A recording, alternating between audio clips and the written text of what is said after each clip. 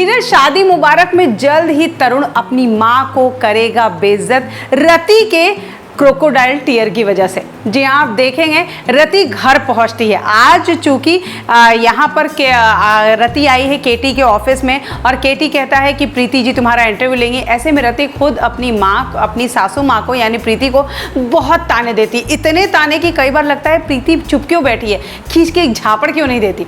यहाँ पर प्रीति चुपचाप सब सुनती जाती है। वैसे रियल लाइफ में इतना कोई सुन नहीं सकता जैसा प्रीति को दिखाया गया है।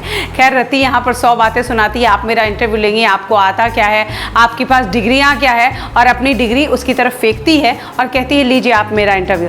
ऐसे में प्रीति 2 सवाल पूछती है कि अगर हलवाई के पास शादी के दिन गैस खत्म हो जाए तो तुम क्या करोगी, और अगर दुल्हन का लहंगा फट जाए तो तुम क्या करोगी। प्रीति को लगता है, रति को लगता है कि ये तो मुझसे से घटिया सवाल कर रही है और वो वहाँ से रोते हुए चली जाती है। यहाँ पर घर पहुँचकर अपनी माँ को बुलाती है रति और तरुण के सामने रोने का इतना बड़ा ड्रामा करती है कि मुझे बेइज्जत किया, मुझे बहुत उल्टा सीधा बोला, घटिया सवाल पूछे ताकि मेरा इंटरव्यू वहाँ पे ना हो, ऐसे बहुत कुछ किया। यहाँ पर रति की माँ तरुण को कहती हैं कि दामाद जी ये ठीक नहीं हुआ।